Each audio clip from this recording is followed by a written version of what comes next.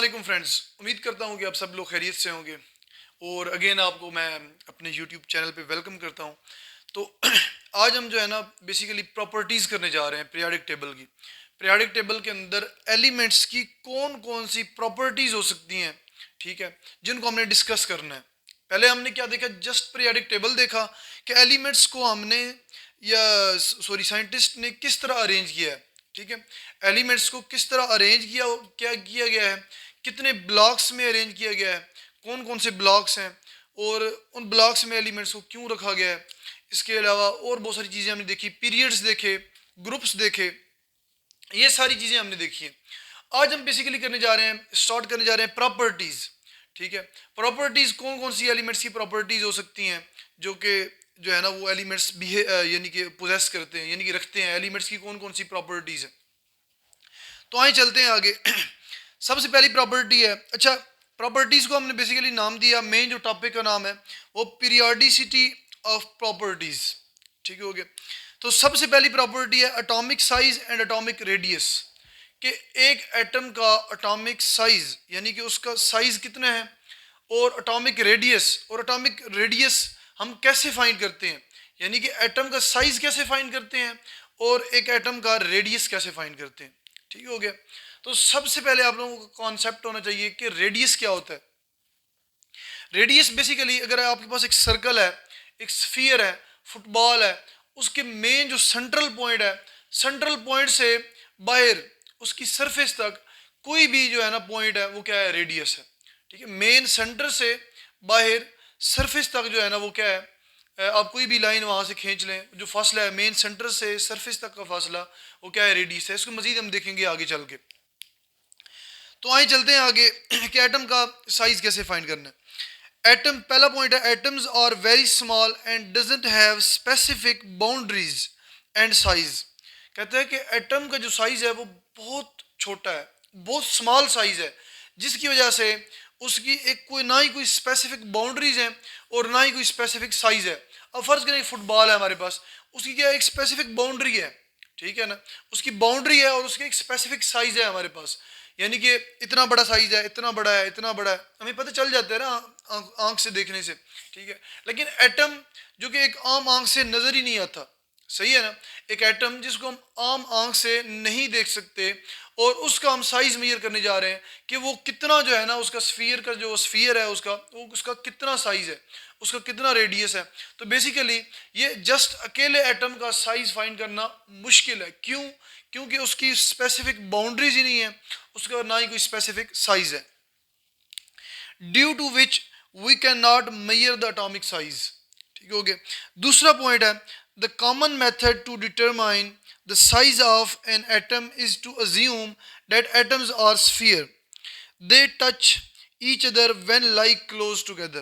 कहता है कि सबसे जो आम मेथड है, कॉमन मेथड है, यानी कि एटम का साइज मेजर करने का, वो क्या है कि बेसिकली हम एटम को एक सफियर कंसीडर कर लें। क्या कर लें? एटम को एक सफियर कंसीडर कर लें, लाइक फुटबॉल, ठीक हो गया।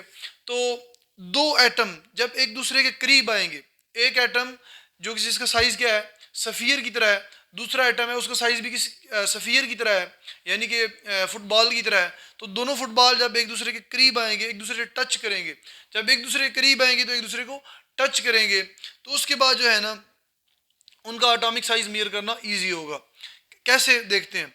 तीसरा पॉइंट है, half of the distance between the nuclei of the two bonded atom is referred as the atomic radius of the atom. For example, अच्छा इसका क्या मतलब है? इसका मतलब ये है कि जब भी दो एटम यानी कि स्फीयर, फुटबॉल है, जब वो एक दूसरे के करीब आएंगे, उनके रेडियस का जो फासला है ना, दोनों के रेडियस का फासला, वो बेसिकली हम उसको मेजर करके हम एटॉमिक साइज मेजर करते हैं। आगे मजीद चल के एक्सप्लेन करता हूँ कि ये कैसे है। For example, the distance between the two carbon atom nuclei in elemental form, ठीक है ना। बेसिकली एक चीज ध्यान में रखिएगा कि ये जितने भी यहाँ पे एलिमेंट प्रेजेंट है ना, ये सारे किस फॉर्म में? एलिमेंटल फॉर्म में। ये सारे एलिमेंट्स है ना जितने भी पीरियोडिक टेबल के अंदर है, ये हर एलिमेंट का क्या है? एक एक एटम है। यानी कि फर्ज करें ये बेरिलियम है, बेरिलियम क्या है? एलिमेंट है, और ये क्या है? एक एटम है बेरिलियम का, ठीक है, यहाँ पे बेरिलियम का एक एटम शो किया गया। अब फर्ज करें बी, जो बेरिलियम है इसके लाखों करोड़ों एटम्स हों, तो बोलेंगे तो उसको एलिमेंट ही बोलेंगे हम, ठीक है। लेकिन यहाँ पे उन्होंने जस्ट एक एलिमेंट, ये सारे जितने भी एलिमेंट हैं उनका एक एक एटम जो है ना यहाँ पे शो किया गया है। एक एटम से यानी कि उनके सिंबल्स भी हैं और उनके नाम्स भी हैं एलिमेंट के। तो कार्बन जो है ना वो प्योर एलिमेंटल फॉर्म, यानी कि इस फॉर्म में ये हमारे पास कार्बन है, ये एलिमेंटल कार्बन। इस कार्बन के जब दो एटम, एक एटम यहाँ पे ये लिखा हुआ है, ठीक है, इस तरह के, यानी कि दो कार्बन के एटम जो कि फुटबॉल की तरह है, एक दूसरे के करीब आएंगे। आगे क्या होगा, the distance between the two carbon atom nuclei, nuclei बोलते हैं न्यूक्लियस को, एटम के जो बीच में न्यूक्लियस होता है ना उसे न्यूक्लियाई बोलते हैं, न्यूक्लियस बोलते हैं। तो दो एटम के न्यूक्लियस को क्या बोलेंगे, न्यूक्लियाई बोलेंगे। The two carbon atom nuclei in elemental form is 154 pm। कहता है कि ये फर्ज करें दो एटम है कार्बन के, एक ये वाला और एक ये वाला, और दोनों का न्यूक्लियस कहाँ पे है, ये सेंटर में न्यूक्लियस है, एक डॉट से, मैंने ब्लैक डॉट से शो किया है, ये क्या है, इनका न्यूक्लियस है। उसके बाद ये एक और चीज़ बता दूं, ये एलिमेंटल फॉर्म में है, ठीक हो गया। कहता है कि इन दोनों के न्यूक्लियस के दरमियान का जो फासला है ना वो कितना है, 154 pm। pm मीन्स पिकोमीटर, ठीक हो गया। तो 154 pm क्या है कि इन दोनों के न्यूक्लियस का दरमियानी फासला है। अब आप देखें, जब आपको इन दोनों के न्यूक्लियस का दरमियानी फासला यानी कि पता चल गया है, तो उसके बाद आप कंसिडर कर लें कि ये क्या है, हमारे पास 2r है। 2r क्यों है, एक रेडियस इसका है, ये देखें यहाँ तक, सेंटर से बाउंड्री तक, सेंटर से बाउंड्री तक एक रेडियस ये है और दूसरा रेडियस यहाँ से यहाँ तक है, ठीक हो गया। तो r और r यानी कि 2r, तो 2r ये हमारे पास कितना हो गया, रेडियस 154, सॉरी ये हमारे पास टोटल डिस्टेंस दो न्यूक्लियाई के दरमियान 154 पिकोमीटर। अब हमने क्या फाइंड करना है, एक एटम का रेडियस फाइंड करना है।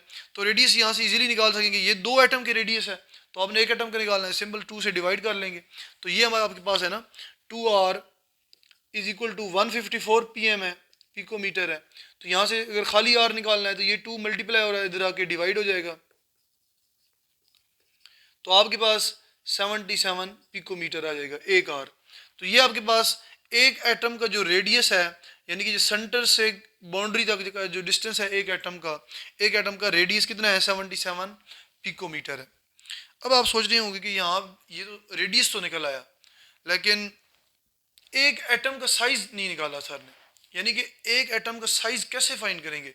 तो एक एटम का साइज आपको पता है कि रेडियस जो है बेसिकली कितना होता है कि एटम का हाफ होता है, ऐसे ही है ना, सेंटर से फासला है ना, सेंटर से बाउंड्री तक, जब सेंटर से बाउंड्री तक का फासला है तो क्या मतलब है कि हाफ है, आधा एटम है।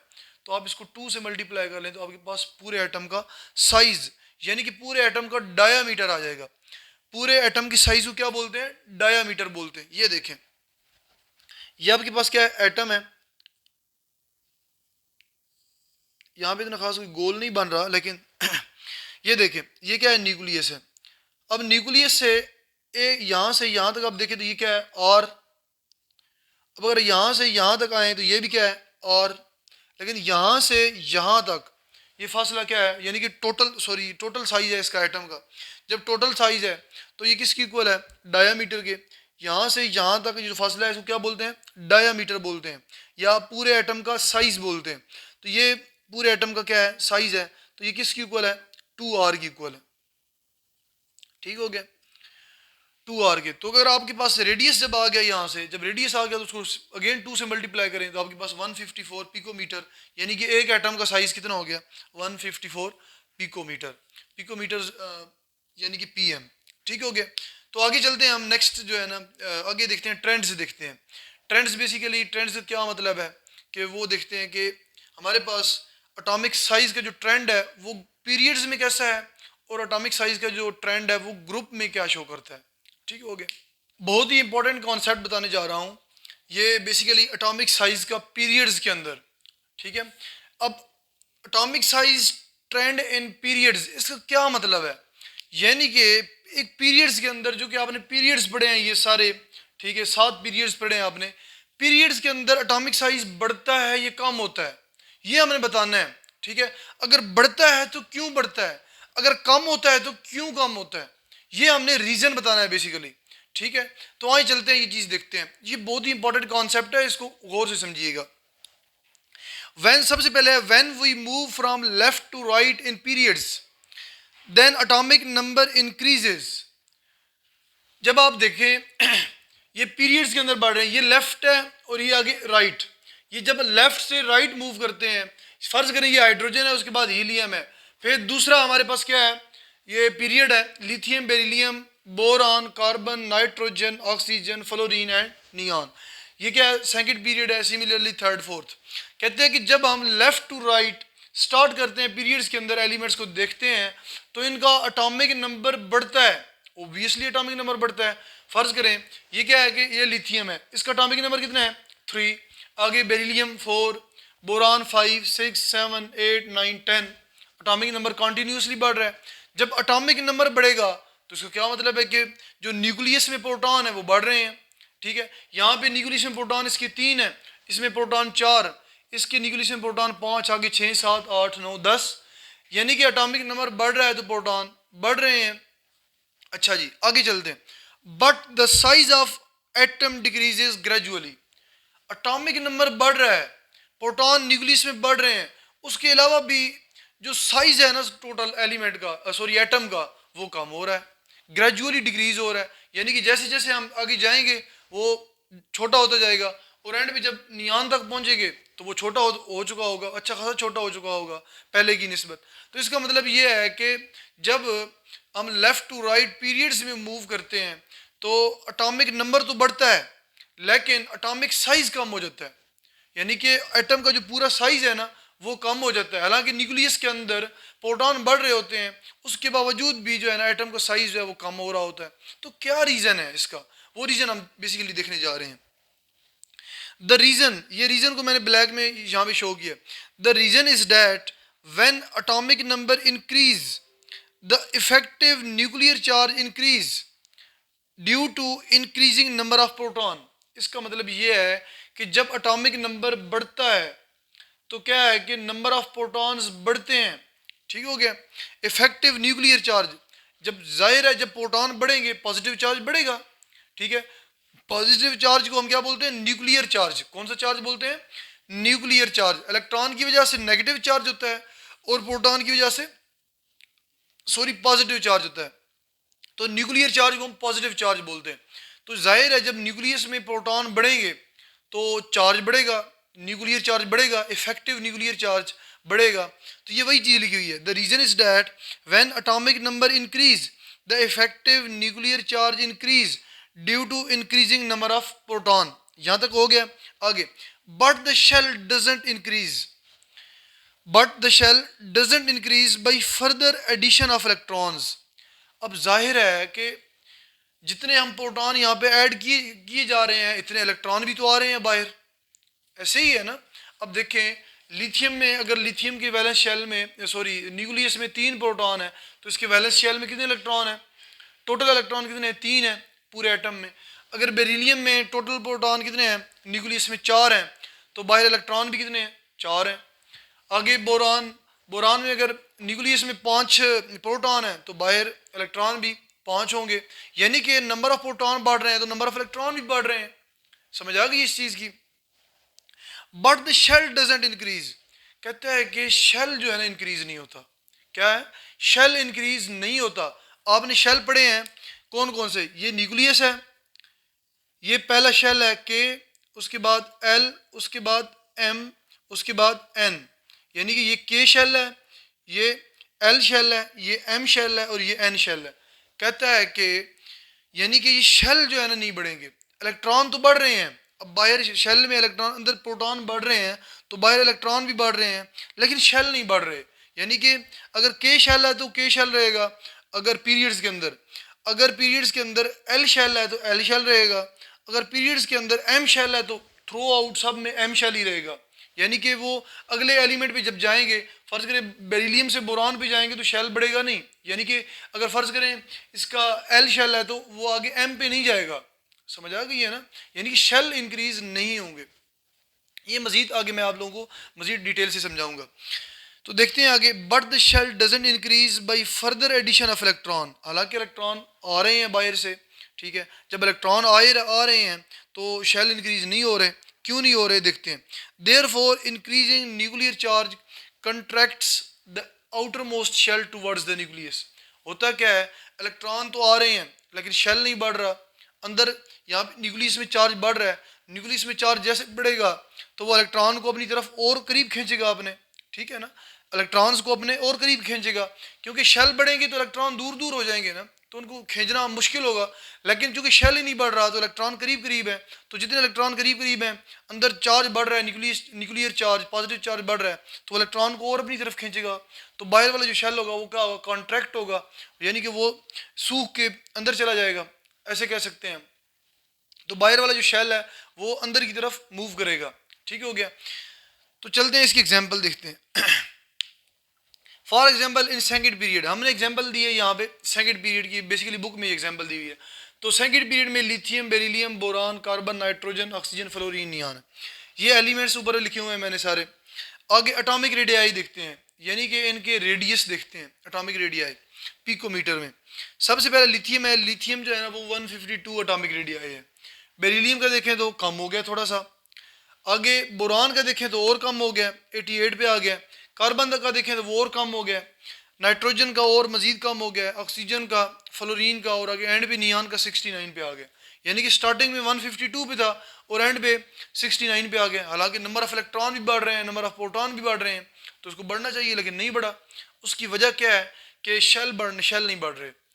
ये जो बाहर इलेक्ट्रॉन आ रहे हैं, इलेक्ट्रॉन्स बेशक बढ़ रहे हैं, इलेक्ट्रॉन्स प्रोटॉन भी बढ़ रहे हैं, इलेक्ट्रॉन भी बढ़ रहे हैं, लेकिन शेल ही नहीं बढ़ रहे। जब शेल नहीं बढ़ रहे तो इलेक्ट्रॉन करीब होंगे न्यूक्लियस के, तो न्यूक्लियस का न्यूक्लियर चार्ज भी ज़्यादा हो रहा है, तो वो न्यूक्लियर चार्ज क्या करेगा, इलेक्ट्रॉन को अपनी तरफ और खींचेगा। जब खींचेगा तो शेल का जो साइज़ है वो कॉन्ट्रैक्ट हो जाएगा, इस वजह से।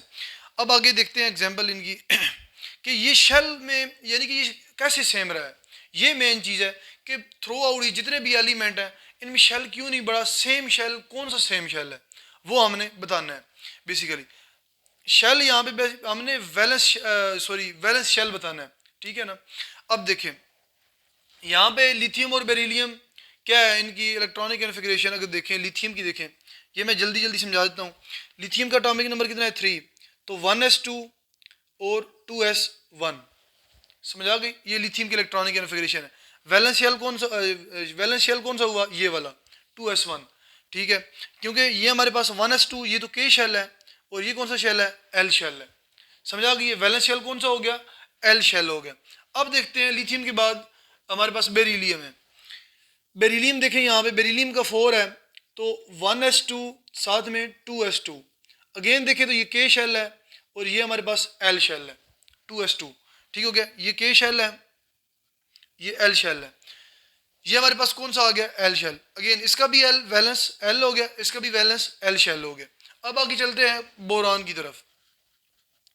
बोरान का एटॉमिक नंबर है 5, तो 1s2, 2s2 और 2p1, ठीक हो गया। अब ये देखें यहाँ पे 1s2 ये के शेल हो गया, आगे 2s2 और 2p1 ये हमारे पास एल शेल। अगेन ये पूरा शेल है, क्योंकि एल के अंदर 2 सब शेल है ना, ये के शेल के अंदर एक सब शेल है एस, ठीक है, लेकिन एल शेल के अंदर 2 सब शेल हैं एस और पी, ठीक है। ये लोग हम जो है ना, ये आप लोग डिटेल में पढ़ चुके हैं ऑलरेडी सेकंड चैप्टर के अंदर। तो यहाँ पे देखें अगेन जो है ना, ये भी एल शेल, ये भी एल शेल, ये भी एल शेल, यानी कि वैलेंस शेल एल शेल हो गए। आगे अगर आप कार्बन का देखें, कार्बन का 6 है एटॉमिक नंबर, तो 1s2, 2s2, 2p2, तो ये हमारा आपके पास ये के शेल, ये एल शेल। अगेन आप अगर देखें कार्बन के बाद नाइट्रोजन की इलेक्ट्रॉनिक कॉन्फ़िगरेशन देखें तो वो 7 एटॉमिक नंबर है, 1s2, 2s2 और 2p3 हो गया। तो अगेन ये के शेल है और ये हमारे पास एल शेल है, 2s2 और 2p3 एल शेल हो गए, ठीक हो गया, क्योंकि इसके अंदर 2 सब शेल है। अच्छा आगे नाइट्रोजन के बाद ऑक्सीजन देखें, तो ऑक्सीजन का जो है ना वो 2s2 और 2p4 हो जाएगा, और अगर फ्लोरीन का देखें वो 2s2 2p5 हो जाएगा, और नियान का देखें तो 2s2 2p6 हो जाएगा। यानी कि वैलेंस शेल जो है ना वो एक ही रहा है, पूरे पीरियड्स के अंदर क्या रहा है, एल शेल रहा है। समझ आ गई इस चीज़ की। तो पूरे पीरियड्स के अंदर एल शेल रहा है, इसकी वजह से बेसिकली क्या है, शेल इंक्रीज नहीं, इलेक्ट्रॉन तो बढ़ रहे हैं, आप लोग देख रहे हैं प्रोटॉन जैसे जैसे बढ़ रहे हैं, पहले 3 प्रोटॉन थे, फिर 4 हुए, 4 के बाद 5 प्रोटॉन हुए, फिर 6 हुए, फिर 7 हुए, 7 प्रोटॉन के बाद अगर आप इलेक्ट्रॉन देखें तो इलेक्ट्रॉन भी बढ़ रहे हैं। यहाँ पे वैलेंस शेल में 1 इलेक्ट्रॉन था, यहाँ पे वैलेंस शेल में 2 हैं, यहाँ पे वैलेंस शेल में 3 इलेक्ट्रॉन हैं, यहाँ पे वैलेंस शेल में 4 हैं, यहाँ पे वैलेंस शेल में 5 हैं, इस तरह वैलेंस शेल में 6 और 7 इस तरह हो जाएंगे। तो क्या है कि इलेक्ट्रॉन भी बढ़ रहे हैं, प्रोटॉन भी बढ़ रहे हैं, लेकिन क्या है कि शेल क्या है, सेम रहा है, एल शेल, यानी कि थ्रू आउट पूरे पीरियड में शेल सेम रहा है। इलेक्ट्रॉन तो बढ़ रहे हैं, प्रोटॉन भी बढ़ रहे हैं, शेल सेम है। तो क्या है कि जो न्यूक्लियर चार्ज है वो बढ़ रहा है, वो इलेक्ट्रॉन को अपनी तरफ और मजीद खींचेगा। जब इलेक्ट्रॉन को मजीद अपनी तरफ खींचेगा तो साइज़ क्या होता जाएगा, कम होता जाएगा। ये बहुत ही इंपॉर्टेंट रीज़न है जो कि मैंने आप लोगों को डिटेल से समझाया है, सही है। हालांकि 9th की बेस पे बच्चों को समझाया नहीं जाता, उन्हें क्यों नहीं समझाया जाता कि बच्चों को जो है ना समझ नहीं आनी इतनी। लेकिन आप लोगों को मैं बार बार कह रहा हूँ कि ये चैनल बनाने का एक ही मकसद है, मकसद यही है कि आप लोगों को कॉन्सेप्ट समझ आए एक चीज़ का। ये आप लोगों, अगर बुक के अंदर ये सारी चीज़ें लिखी हुई हैं तो आप लोगों को समझनी चाहिए ना, ऑब्वियसली, ठीक है। अगर बुक ये चीज़ें ना लिखती, उसके अलावा मैं अपने पास से पढ़ा रहा होता ये चीज़ें, तो फिर तो था कि चलें जी मैं बहुत डिटेल में जा रहा हूँ। लेकिन क्या है कि आप लोगों को जितना बुक ने बताया है इतना उसके अकॉर्डिंग आप लोगों को समझा रहा हूँ, उसके अकॉर्डिंग आप लोगों का माइंड जो है ना बिल्ड कर रहा हूँ। तो कोशिश करें कि इस चीज़ को समझें आप लोग। अगर फिर भी नहीं समझ आती तो कमेंट सेक्शन में अपना क्वेश्चन करें, मैं आप लोगों को समझाऊंगा। अब आगे चलते हैं। ये था पीरियड्स के अंदर एटम का बेसिकली साइज देख रहे थे हम। अब हम ग्रुप्स के अंदर एटम का साइज देखेंगे, यानी कि ग्रुप के अंदर एटम का साइज कैसे बढ़ता है, या कैसे कम होता है, या क्यों कम होता है, या क्यों बढ़ता है, ये हम देखें। अब पीरियड्स के अंदर साइज क्या होता है, कम होता है, ये चीज़ डन हो गई। पीरियड्स के अंदर लेफ्ट टू राइट किसी भी कोई भी पीरियड ले लें, 6th ले लें, 7th ले लें, 5th ले लें, 4th ले लें, 1st ले लें, 2nd 3rd, कोई पीरियड ले लें, लेफ्ट से राइट मूव करेंगे, पीरियड क्या होगा, पीरियड में एटम का साइज कम होगा। अब चलते हैं ग्रुप्स की तरफ। अटॉमिक साइज ट्रेंड इन ग्रुप्स, यानी कि अब ग्रुप्स के अंदर अटॉमिक साइज का क्या ट्रेंड है, ठीक है। अटॉमिक साइज बढ़ रहा है, कम हो रहा है ग्रुप के अंदर, वो हम देखने जा रहे हैं बेसिकली। तो the atomic size increases from top to bottom in a group. कहता है कि जब आप टॉप टू बॉटम आते हैं, ठीक है, ये क्या है, ग्रुप है, ये ग्रुप का टॉप है और ये ग्रुप का बॉटम है। कहते हैं जब आप ग्रुप में टॉप टू बॉटम आते हैं तो अटॉमिक नंबर अटॉमिक साइज बढ़ता है, इंक्रीज होता है। वाई, रीजन क्या है, the atomic number increases but the new shells are also added which decrease the effective nuclear charge. कहता है कि बेशक हम मानते हैं कि अटॉमिक नंबर बढ़ रहा है, क्या है कि जब अब जैसे आते हैं नीचे अटॉमिक नंबर बढ़ रहा है। कैसे, लिथियम का अटॉमिक नंबर 3 था तो सोडियम का अटॉमिक नंबर 11 हो गया, यानी कि इतना ज़्यादा अटॉमिक नंबर बढ़ रहा है अचानक से। नीचे पोटाशियम का 19 हो गया, अटॉमिक नंबर तो बढ़ रहा है, लेकिन क्या है कि जो इलेक्ट्रॉन जो है वो भी बढ़ रहे हैं। अब इलेक्ट्रॉन बढ़ रहे हैं, लेकिन इलेक्ट्रॉन यहाँ पे ज़्यादा बढ़ रहे हैं। जब ज़्यादा इलेक्ट्रॉन बढ़ेंगे तो न्यू शेल ऐड हो जाएंगे। वहाँ पे आप लोगों ने देखा होगा कि ग्रेजुअली इंक्रीज हो रहा था, यानी कि gradually Aahista Aahista atomic number बढ़ा, ग्रेजुअली इलेक्ट्रॉन इंक्रीज हो रहे थे, शेल एक ही रहा। लेकिन यहाँ पे अचानक से ही एटम का जो है ना वो क्या, इलेक्ट्रॉन बहुत ज़्यादा ऐड हो गए। यहाँ पे देखिए अटॉमिक नंबर 3 था तो अचानक से ही कितने प्रोटॉन ऐड हो गए, 8 प्रोटॉन ऐड हो गए। अगेन देखा तो यहाँ पे 8 प्रोटॉन मजीद ऐड हो गए। आगे मजीद देखा तो यानी कि प्रोटॉन और ज़्यादा ऐड हो गए, 18 प्रोटॉन ऐड हो गए। तो इस तरह क्या है कि हमारे पास प्रोटॉन अचानक से इंक्रीज हो रहे हैं तो इलेक्ट्रॉन भी अचानक से इंक्रीज होंगे। जब इलेक्ट्रॉन इंक्रीज होंगे तो ओब्वियसली कि शेल भी बढ़ जाएंगे, ठीक है। अब अगर आप इलेक्ट्रॉनिक कन्फिगरेशन देखें ना तो लिथियम और सोडियम डिफरेंट शेल में होंगे, ठीक है। दोनों का शेल क्या होगा, डिफरेंट होगा। जब शेल क्या होगा, दूर दूर होगा न्यूक्लियस से। न्यूक्लियस के अंदर चार्ज तो बढ़ रहा है, लेकिन जैसे जैसे शेल दूर होंगे तो वो न्यूक्लियस में जो चार्ज बढ़ रहा है ना, वो बाहर वाले वैलेंस वाले इलेक्ट्रॉन्स हैं, वो वैलेंस शेल वाले इलेक्ट्रॉन को अपनी तरफ कम खींचेगा, इतना ज़ोर से यानी कि नहीं खींच सकेगा। तो वो वैलेंस शेल कॉन्ट्रैक्ट नहीं होगा, तो क्या होगा, साइज बढ़ता जाएगा, ठीक है। तो इस तरह एटम का साइज जो है ना ग्रुप के अंदर बढ़ जाता है। देखते हैं, ये एग्जांपल दी हुई है। ये हमारे पास लिथियम है, लिथियम का 152 पिकोमीटर साइज है। सोडियम का देखें तो इसका अटॉमिक जो रेडियाई है 186 पिकोमीटर है। पोटाशियम का 227 है, आहिस्ता आहिस्ता बढ़ गया, 265 पे पहुंच गया। अब इलेक्ट्रॉनिक कन्फिग्रेशन देख लेते हैं सिंपल सी, कि लिथियम जो है ना, लिथियम का शेल और सोडियम का शेल कैसे डिफरेंट है। तो लिथियम की इलेक्ट्रॉनिक कन्फिग्रेशन देखें, लिथियम का एटॉमिक नंबर 3 है, तो 1s2 2s2। तो लिथियम का कौन सा शेल हो गया, ये के शेल जिसमें एक सब शेल है, और ये हमारे पास इसका एल शेल हो गया, इसके अंदर अभी तक एक सब शेल, दूसरा सब शेल भी आना है पी। तो आगे देखते हैं सोडियम का। सोडियम में क्या है, 11 है इसका एटॉमिक नंबर। तो चेक करते हैं इसके, 1s2 2s2 2p6 3s, क्या आएगा, 1 आएगा।